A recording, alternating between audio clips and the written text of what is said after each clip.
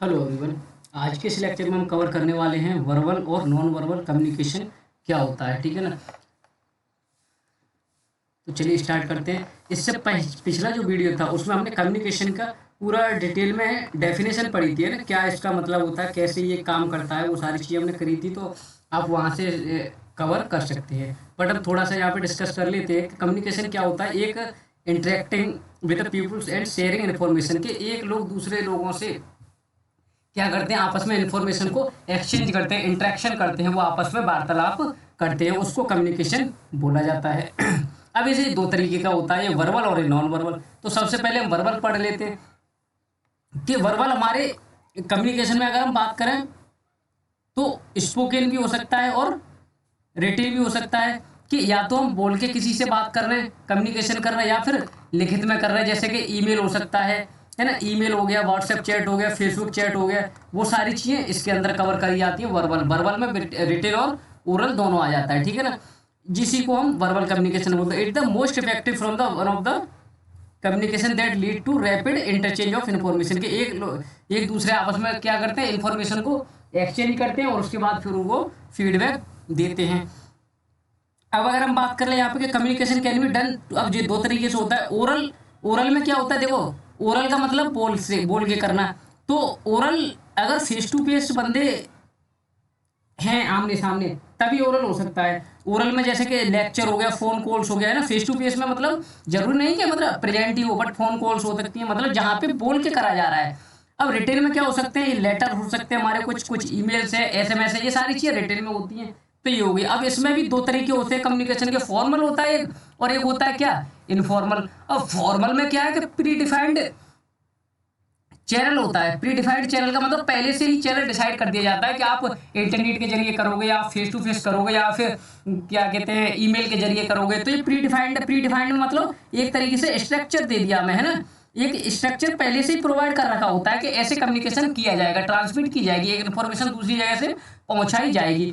अब इन्फॉर्मल में कोई प्री डिफाइंड एक तरीके से चैनल नहीं होता है, कोई मीडियम पहले से डिसाइड नहीं होता है कि आपको ऐसे ही इन्फॉर्मेशन को दूसरे तक पहुंचाना है। यहाँ पे हम कोई भी तरीका आजमा सकते हैं जो हमें अपनी सुविधा अनुसार अच्छा लगता है, तो वो इनफॉर्मल हो गया, है ना। इनफॉर्मल हमारी सुविधा के अनुसार, इसको हम बोल सकते हैं कन्वीनियंस, है ना, अपने कन्वीनियंस के अनुसार। अब नॉन वर्बल में आ जाते हैं। तो नॉन वर्बल क्या हो गया, जहाँ पे कि सिंबल्स का यूज किया है, लाइक के लिए, है ना, थम्स दिखाना, या फिर क्या कहते हैं,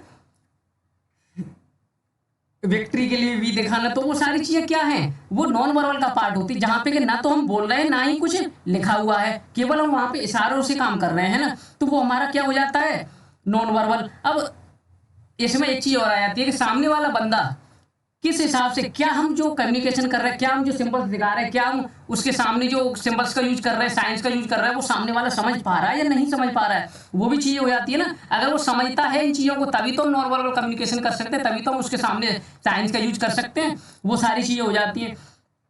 अब क्रोनोमिक्स में क्या आता है, क्रोनोमिक्स में it's the personality of the sender, sender की पर्सनैलिटी किस में आ जाती है, क्रोनोमिक्स में। ठीक है ना, याद रखना, पर्सनल की और यूज ऑफ टाइम, ये टाइम से रिलेट भी करता है। टाइम और क्या कहते हैं इसको, पर्सनैलिटी से रिलेट करेगा, ये ना, सेंडर की पर्सनैलिटी से ये रिलेट करेगा। उसके बाद अगर हम बात करें वोकल एक्स की, तो वोकल एक्स क्या है, वोकल एक्स है एक तरीके से पैरा लैंग्वेज, कि कोई मैसेज कैसे बोला जा रहा है, एक तरीके से, है ना, कि क्या बोला जा रहा है वो इंपॉर्टेंट नहीं है, कैसे बोला जा रहा है वो ज्यादा जरूरी है, कि कैसे बोला जा रहा है ना। तो वो सारी चीजें हो जाती हैं। अब हैप्टिक्स क्या है, हैप्टिक्स है हमारी फीलिंग्स और इमोशंस का, टच का, है ना, कि किसी दूसरे से, अब जैसे कि मान लीजिए, अब हम अपने फ्रेंड से बात कर रहे हैं तो हाथ टच करके भी कर सकते हैं, एक अनजान व्यक्ति से कर रहे हैं तो दूर खड़े होकर भी कर सकते हैं। तो वो सारी चीजें हमारी फीलिंग्स है, इमोशंस है, हमारे टच, वो हैप्टिक्स में आ जाता है। अब काइनेसिस क्या है, काइनेसिस होता है हमारा बॉडी लैंग्वेज, किसी पर्सन का बॉडी लैंग्वेज, गेस्चर, उसका हाथ हिलाना, उसकी बॉडी मूवमेंट, उसका फेशियल एक्सप्रेशन, ये हमारे काइनेसिस के अंदर आता है। ठीक है ना।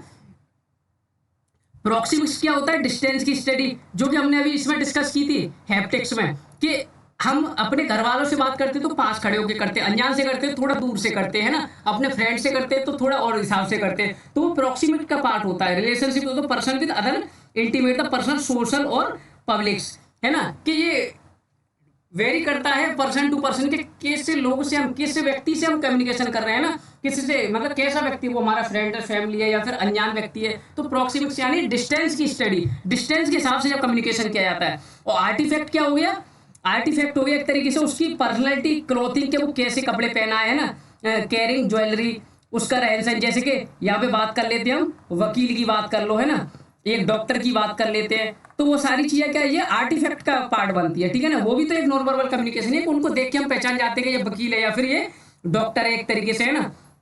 वो सारी चीजें हो जाती है। अब उसके बाद आता है असेंडिंग और कॉम्प्लीमेंटिंग या कॉन्ट्राडिक्टिंग और रेगुलेटिंग। देखो असेंडिंग का मतलब क्या हो गया, जहां पे कि moderating non verbal cues can amplify and accentuate language, यानी कि एक पेरेंट्स अपने चाइल्ड को, एक पेरेंट्स बोलता है कि बेड टाइम है, तो चिल्ड्रन क्या करता है, lay on the floor kicking and screaming while saying no no no. जब एक चीज पे फोकस किया जाता है, यहाँ पे क्या है, जब एक ही बंदे पर, एक ही चीज पे फोकस किया जा रहा है कि बार बार देखो नो नो बोल रहा है ये बच्चा, क्या बोल रहा है, नो नो नो, है ना। तो किसी एक चीज पे फोकस करना है, यानी कि असेंटिंग, असेंटिंग का मतलब किसी चीज पे फोकस करना, है ना, एक चीज पे ही। अब कॉम्प्लीमेंट का मतलब क्या हो गया कि नॉन वर्बल में कॉम्प्लीमेंट एंड रीइंफोर्स वर्ड, कि while scolding a child of parents point the finger at the him her, कि जैसे कि दूर जाने के लिए कहा गया किसी से, तो वो क्या किया, उसने हाथ हिला के बोल दिया उससे, है ना। उसके बाद अब आ जाते हैं कॉन्ट्राडिक्टिंग पे। कॉन्ट्राडिक्टिंग का मतलब क्या हो गया, non verbal can sign of the opposite to the words of meaning, कि हम बोलना तो उसको बुलाना तो चाह रहे हैं, बट हाथ का इशारा हमारा क्या अपोजिट डायरेक्शन में चल रहा है, कॉन्ट्राडिक्ट कर रहा है उसको, यानी कि हमने उसको वॉइस से तो बोला कि आ जाओ, लेकिन हमने हाथ से इशारा करके क्या कर दिया, जाओ। तो मतलब एक तरीके से हमारे वर्बल और नॉन वर्बल क्यूज क्या है, आपस में कॉन्ट्राडिक्ट करते हैं वो हमारे, है ना, कॉन्ट्राडिक्ट करते हैं कि हम बोल कुछ और रहे हैं और इशारा कुछ और कर रहे हैं, है ना। कि your mouth is saying no, हम नो तो बोल रहे हैं, बट बॉडी लैंग्वेज हमारी क्या बोल रही है कि यस, है ना। अब रेगुलेटिंग का मतलब क्या होगा, making of breaking ice contact, के आइस कांटेक्ट कैसे, अब singular turn on taking both emblems. अब यहाँ पे आई कॉन्टेक्ट की बात आ जाती है ना, कि जैसे कि अब किसी को डराते हैं ना, तो आंखें दिखा के मतलब आई कॉन्टेक्ट से ही पता चल जाता है। वो सारी चीजें क्या रेगुलेटिंग, है ना, रेगुलेटिंग से वो सारी चीजें रिलेट करती हैं। अब उसके बाद आते हैं इसके डिफरेंस पे। तो वर्बल में हमने पढ़ा कि वर्बल में क्या सेंडर यूज करता है, वर्ड्स को ट्रांसमिट करता है ना। अब इसमें वर्ड्स में कैसे कोई भी आ सकता है, चाहे तो वॉइस आ सकती है या फिर रिटन कंटेंट भी हो सकता है, ये रिटन कंटेंट भी हो सकता है। अब नॉन वर्बल में क्या है, नॉन वर्बल में केवल साइंस का यूज किया था, सिग्नल्स का, है ना। अब इसमें हमने पढ़ा था कि फॉर्मल होता है और एक इनफॉर्मल होता है, कि प्री डिफाइंड चैनल है या नहीं है, दो तरीके से। अब नॉन वर्बल में हमने पढ़ा कि ये क्रोनोमिक्स हो सकता है, वोकलिक्स हो सकता है, हैप्टिक्स हो सकता है, काइनेसिस हो सकता है, प्रॉक्सिमिक्ट है और आर्टिफैक्ट है ना। टाइम कंज्यूमिंग वर्बल वाला कम होगा, है ना, और नॉन वर्बल वाला ज्यादा होगा, क्योंकि घूम काम के मैसेज पहुंचेगा। अब रॉन्ग मैसेज की कहाँ पे चांस कम है, यहाँ पे कम है, रियरली हैपेंड के कभी कभी होता है, क्योंकि लिखित है, ओरल है ना।